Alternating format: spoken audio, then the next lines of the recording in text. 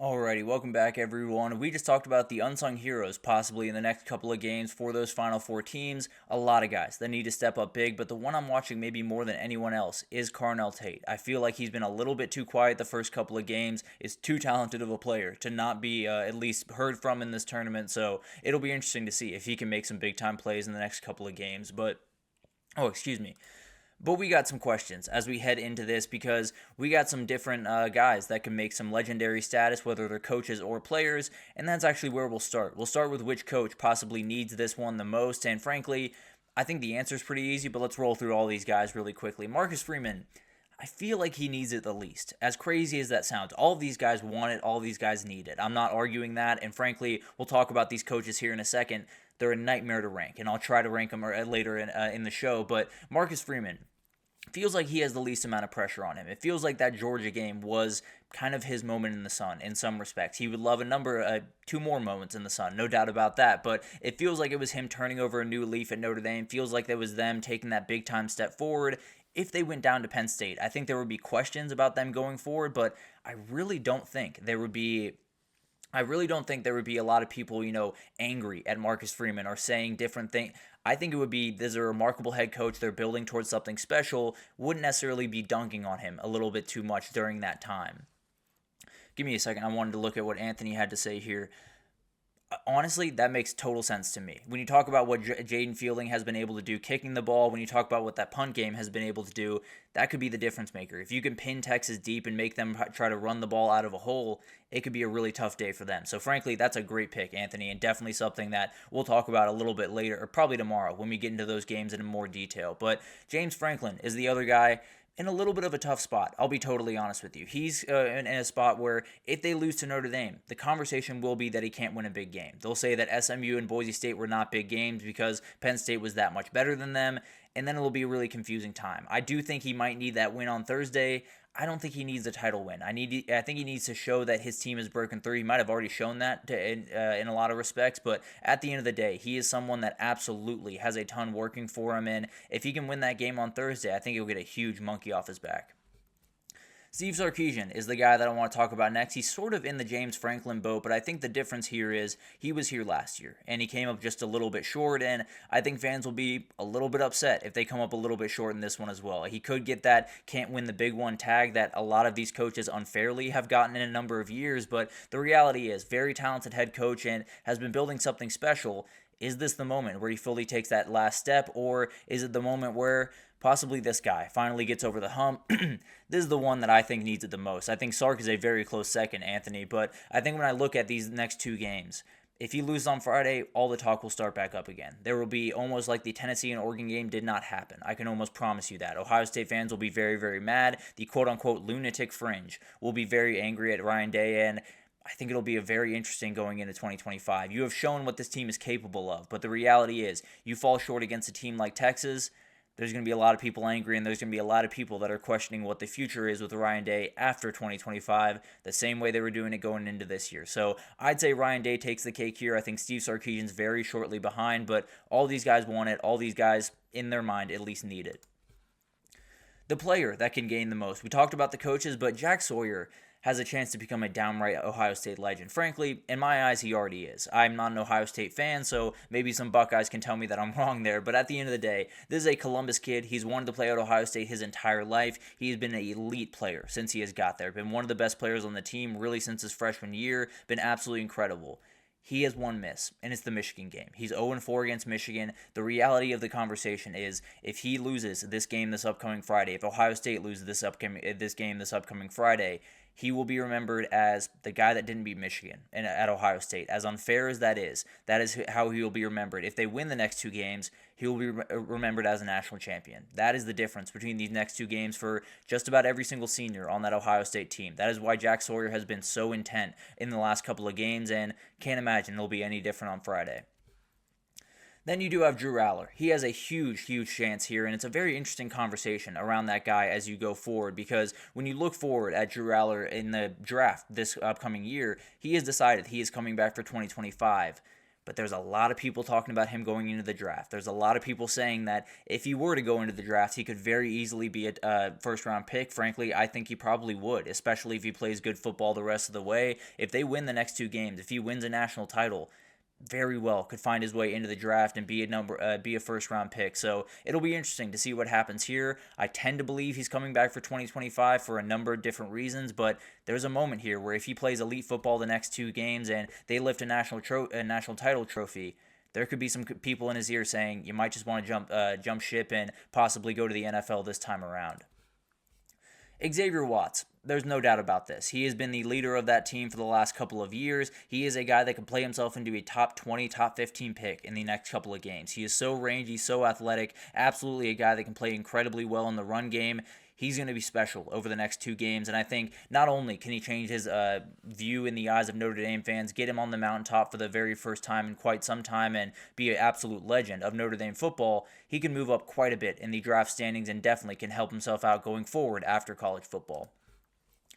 This is the answer to me. I don't think it's all that close, if I'm being totally honest with you. His draft stock can be helped a ton. The biggest thing here is he can get a ton of people off his back. There are a lot of people saying that Arch Manning should have come in during that Arizona State game. I do not remotely agree with those people, but at the end of the day, get a lot of people off his back could really help his draft stock a ton, but the reality is he could solidify himself as maybe the second best quarterback in Texas history. If he gets 2 more wins and he lifts a national trophy, he's going to be above Colt McCoy. He's going to be right next to Vince Young when you talk about legendary quarterbacks in Texas history, and as crazy as that sounds, this kid's had a remarkable career, and these next 2 games could really solidify himself as not only a Texas legend, but as a college football legend in a number of different ways. And absolutely, Anthony, you're right. There's definitely been moments where Texas hasn't broken through the way that they wanted to. Definitely is a ton of pressure on Steve Sarkisian going forward because he will be that next guy that gets that moniker of can't win the big one. But some individual matchups that I wanted to talk about. This one's going to be really, really fun to watch. Anthony Knapp kind of took over that left tackle position when Charles Jagusa went down in fall camp, but now you have Abdul Carter, and he's been incredible, Anthony Knapp has, against pretty much every edge rusher that he's played. Now, Jalen Walker and Michael Williams got the best of him at different times throughout that game, but overall, this is going to be the toughest guy that he has faced. As good as Michael Williams is, as good as Jalen Walker is, this guy's different in every sense of the word. I think there's 2 future first-rounders going at each other, and I think Abdul Carter is going to be a load to deal with Anthony Knapp. If he does win that matchup, then he's made a ton of money going forward. He's only a freshman right now, but he's made a ton of money as he moves forward in the draft process. But Warren and Watts, man, this is going to be fun to watch. And Anthony actually just had a little comment about Xavier Watts here, excuse me. But yeah, absolutely. I think he could be the number 1 safety in the class. I think he should be very well up there for the number 1 safety in the class. There's a number of guys you're going to have to look at, but Malachi Starks is right there as well. Xavier Watts plays elite football the next couple of weeks. I don't know if it's going to be all that close. I would take Xavier Watts number 1, and I don't think it would be a question. But this might be the matchup that decides that. I think when you have Tyler Warren on the other sideline, number 44 is going to be the guy that they're going to lock in on. That probably means number 0 is going to lock in on him quite a bit. Xavier Watts is the best player on this defense. When you have the best player on offense coming at you pretty much every time, and he's a tight end, have to imagine they're going to match up quite a bit, and it's going to be a special matchup to watch.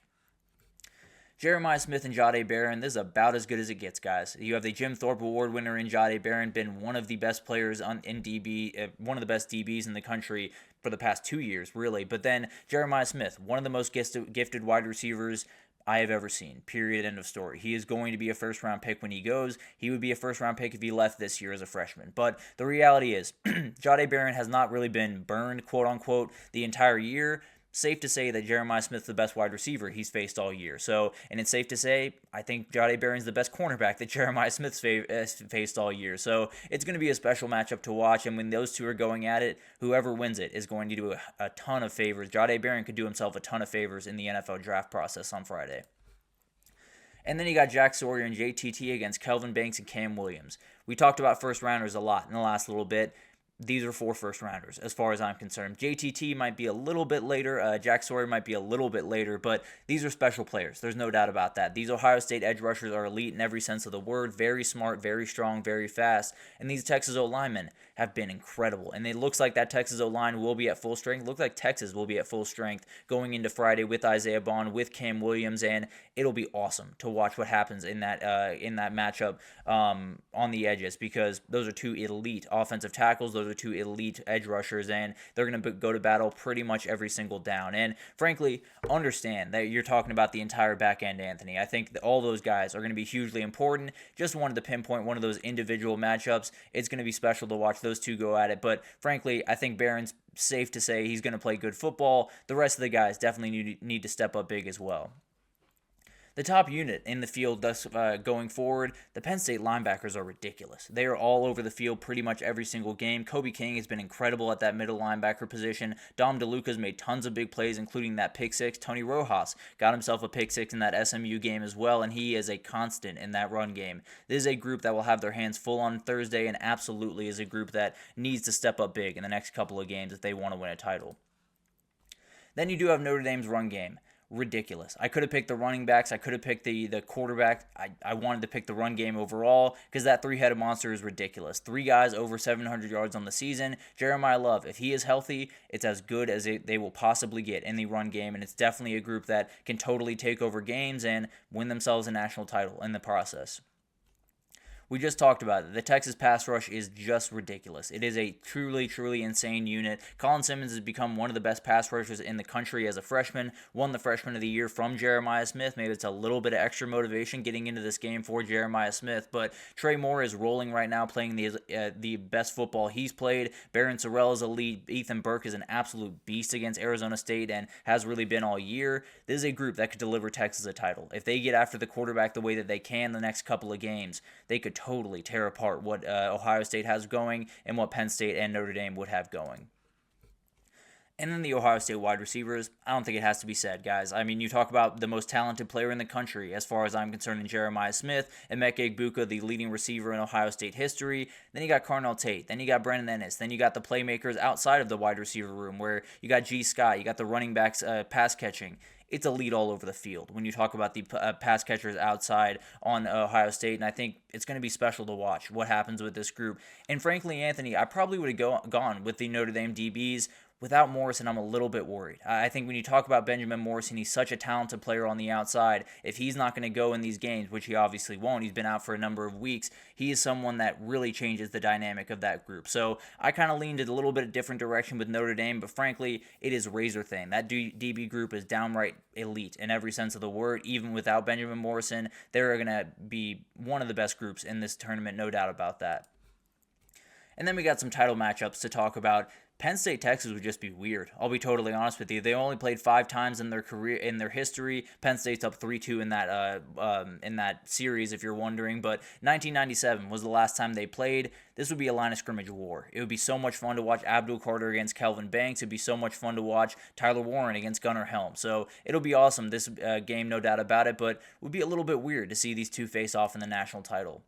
For Ohio State and Notre Dame, 2 classic programs, you'd be very, very hard-pressed to find more success anywhere around college football than that duo that would be on the field in Ohio State and Notre Dame. And I think it's one of those duos that a lot of people are picking to possibly make that title run. So we could see this matchup, ridiculous amounts of speed on both defenses. The safeties and Caleb Downs and Xavier Watts are 2 of the best 4 in the entire country. It's going to be awesome to watch these two go at it if they do get the chance to do that. Texas and Notre Dame. I promise you'll hear Texas is back, folks, about 1 million different times in this one. From 2016 with Joe Tessitore, and I almost promise you that's how they will open this thing. That's how they will end it if Texas finds a way to win this one. But at the end of the day, it'll be an awesome game. It's 2 programs that have been classic programs of college football. Everyone outside of South Bend and Austin is just hoping for this one to end with 2 losers somehow. But at the end of the day, would be a very fun matchup. Would be 2 elite run game against a run defense that does not give up a ton of space. We saw what Cam Skadbu could do, but the reality is, in the first half of that game, Texas was all over them. They've been really good against running quarterbacks. It would be a lot of good on good in that matchup. And then this is the one that would be a rematch of the regular season, a chance to fully break through for one of these teams one way or the other, one of these coaches breaking through in a big-time way.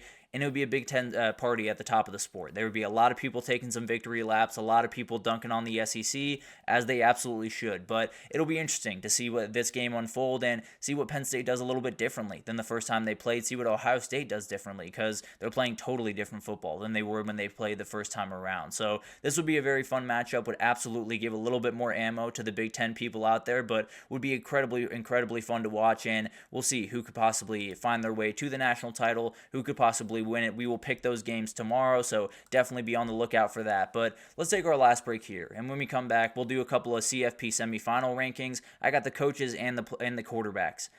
I didn't like either of these rankings. I didn't like doing them. I got very caught up in a number of different rankings that I could have put out there. I have my rankings, though. I think a lot of people will disagree with me, but at the end of the day, I got them right after this, so stick with us.